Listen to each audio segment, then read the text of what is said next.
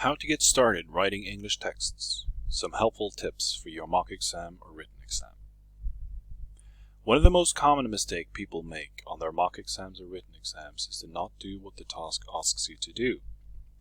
Many people either don't read the task properly, they neglect important words or misunderstand important parts of it, or they unintentionally misinterpret the task. This video will show you what to look for when you're given a written task.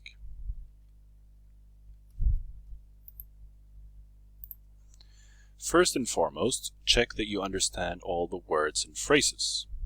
A dictionary will help you with this. There are good online dictionaries such as Cambridge Online Dictionary, but not all of these are available during mock exams or written exams.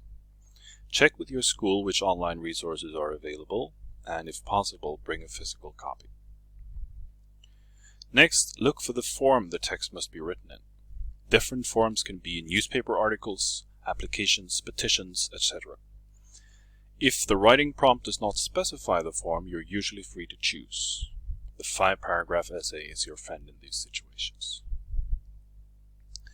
When you've settled on the form, it's time to dissect the task. Start by looking for active verbs such as explain, compare, contrast, or discuss.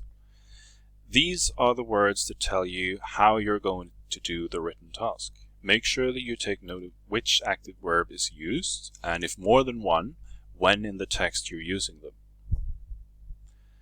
Next, it's time to look for the important words and phrases. They are usually, but not always, nouns. You now know what kind of text you're writing and how you're writing, but what is the text about? The important words and phrases in the writing prompt will tell you the topic of the written task. Make sure that you don't stray too far from this topic when you're writing. Let's have a look at an example of a writing prompt given at a written exam. This is a long answer task. If you're interested in a video on short answer tasks, there is a link in the description, but the method is pretty much the same. Most written tasks look like this. It starts with a sentence at the top. This sentence introduces the topic, so look out for important nouns. The second part is the actual writing prompt, which tells you specifically what to do. As you can see, it does not specify a form, but introduces several active verbs.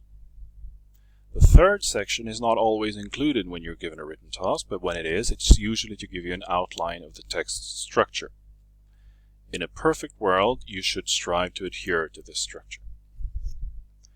The fourth section is there to give you any relevant information left out in the first 3 sections. Where to look for relevant texts, and a friendly reminder to give you your text a suitable title.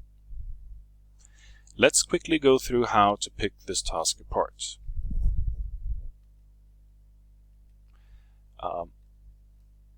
This task may look straightforward, but some readers may be unfamiliar with the phrase breaking the mold.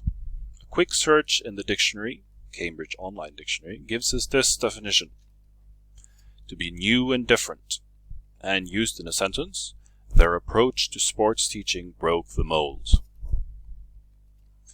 Now that we're familiar with the language, it's time to look for active verbs. As you can see, there are plenty. And as you've also probably noticed, you must do different things throughout the text. You must introduce, then compare, then explain and compare again, and finally discuss. Each of these words carry different meanings, and it's important that you stick to the meaning of the word in each of the sections you're writing. When the task specifies that you discuss in paragraph 4, you must discuss in paragraph 4.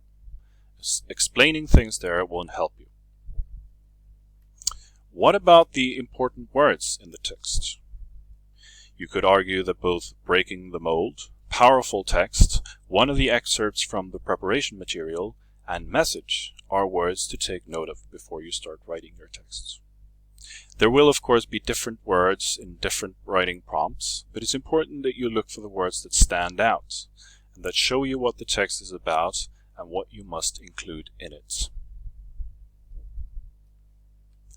Most mock exams give you a chance to ask your subject teacher for help, but this is not possible during a written exam. It is therefore important that you use the method outlined in this video when you're given a written task. Read through the task and look out for unknown words and phrases, form, active verbs, and important words and phrases. Only ask your teacher for confirmation, or if you are really stuck.